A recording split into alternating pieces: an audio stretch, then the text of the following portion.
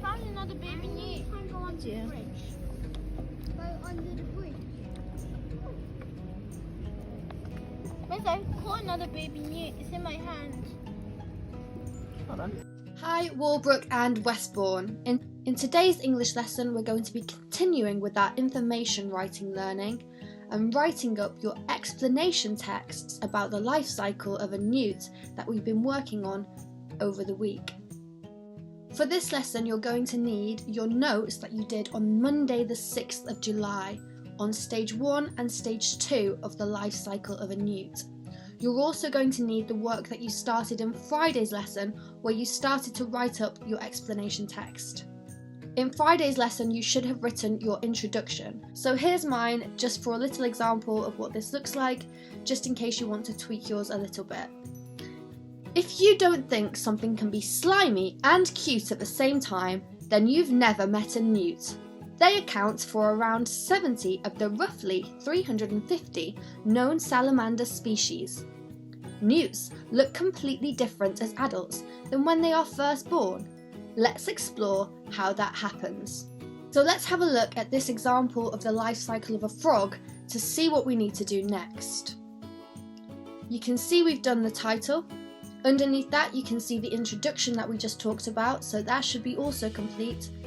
Now if you look at the next thing, you can see a heading that says frog spawn. Remember we talked about how explanation texts are always in a specific order, so the first thing that we should be talking about is the egg stage of the life cycle of the newt.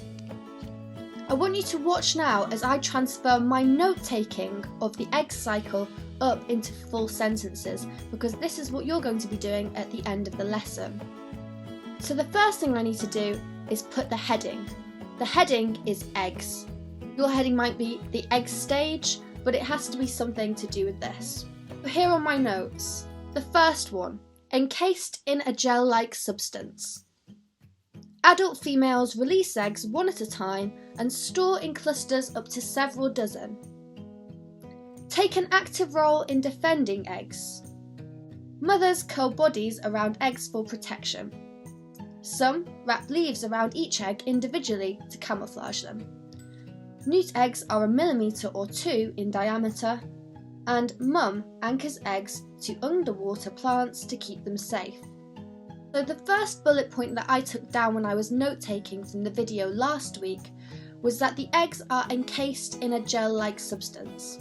In my notes I just put encased in a gel-like substance, which isn't a full sentence, but I know that I was talking about the eggs because I wrote that underneath my eggs heading. In my eggs heading here, I'm going to write that information into a full sentence. So I've written, newt eggs are encased in a gel-like substance. I've also included a bit more information here, and I've said rather than a hard shell, because a lot of eggs that people will be familiar with are in a hard shell, just like the eggs that you get from chickens. The next bullet point I took down said adult females release eggs one at a time and store in clusters up to several dozen. So I put that into a full sentence as well. It now reads, adult females release eggs one at a time and store them in clusters ranging from, so I've added that word in there, a handful to several dozen in size. So I've just built up that sentence slightly and made it into a full sentence now and added a full stop at the end. The next note that I took down was that they take an active role in defending their eggs. So I've written that into a full sentence now. Adults often take an active role in defending their eggs after depositing them. I used the word depositing as it was one of the words that was in your dictionary lesson from last week, so that might be a really nice bit of technical vocabulary for you to include in your writing. The next note that I found was that the mothers can curl their body around their eggs for protection, so I've put that into a full sentence as well. Mothers may curl their body around the eggs to provide protection. Some wrap leaves around each egg to camouflage them. Again, that word camouflage was in our dictionary lesson last week, so you might want to put that into your work. I put that into a full sentence and said, Some newt species even wrap leaves around each egg individually to camouflage them. The next bullet point.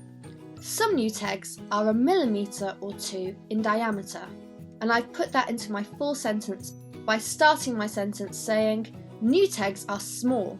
Some measure only 1 millimetre or 2 in diameter. And as you can see, the section on eggs has now gone from a few bullet points to a really nice paragraph with some details about what's happening. My final bullet point says, Mum anchors eggs to underwater plants to keep safe.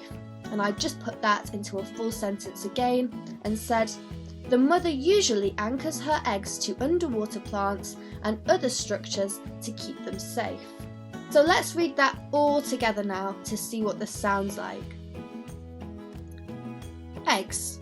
Newt eggs are encased in a gel-like substance rather than a hard shell. Adult females release eggs one at a time and store them in clusters ranging from a handful to several dozen in size. Adults often take an active role in defending their eggs after depositing them. Mothers may curl their body around the eggs to provide protection. Some newt species even wrap leaves around each egg individually to camouflage them. Newt eggs are small. Some measure only 1 millimetre or 2 in diameter. The mother usually anchors her eggs to underwater plants and other structures to keep them safe. So I've written some notes here on the larval stage, but again, they're not in full sentences, so if you do take any of these ideas for your own work, you're going to need to put them into full sentences like I've shown you in this lesson. So by the end of today's lesson, your work should look a little bit like this, obviously without all the highlighting. That's just to show you what we're going to do. So you've already got the title, which should be a question. After that, we've got an introduction. Then comes our first heading, which should be about eggs. Underneath that, you need to have some information about the egg stage of the life cycle for the newt. The next heading that you'll see here is the larval stage. Underneath here, you can talk about that stage and again transfer your notes into full sentences to help you with this information. Here's what that looks like properly, and it would be really nice if you could try and set your work out just like this. You can see I've got the title underlined, I've left a small space where I've got my introduction, again I've missed a line and I've got my heading. Under there's the information, bit of a gap there first, my next heading, and then the next bit of information. So your independent task for today is to write up the first 2 stages of the life cycle of the newt into your explanation text. This will be done underneath the work that you started on Friday. I'm going to put some videos in at the end of this lesson just in case you want to jot down any more notes on the first 2 stages of the life cycle before you start writing up. The female newt lays the fertilized eggs singly on the leaves of water weeds.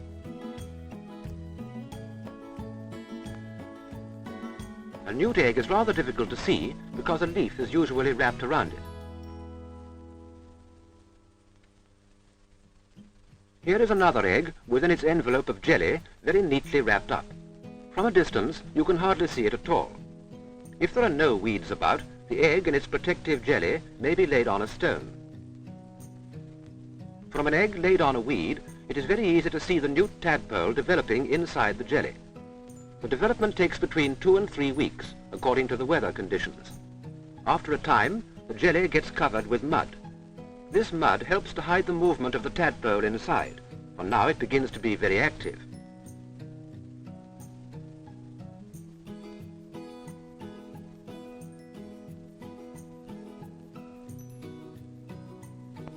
It's becoming coloured too, with spots on its back. You can see its eyes and the gills it will breathe through when it hatches. When the tadpole is fully developed, it searches for a weak spot in the jelly and breaks out.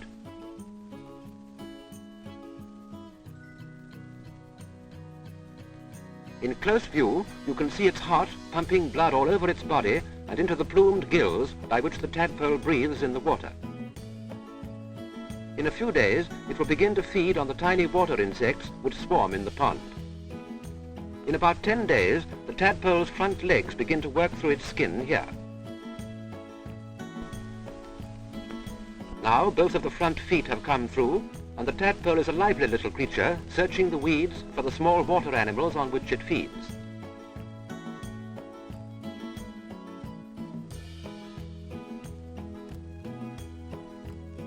As it grows, its gills get larger and draw more oxygen from the air which is dissolved in the water.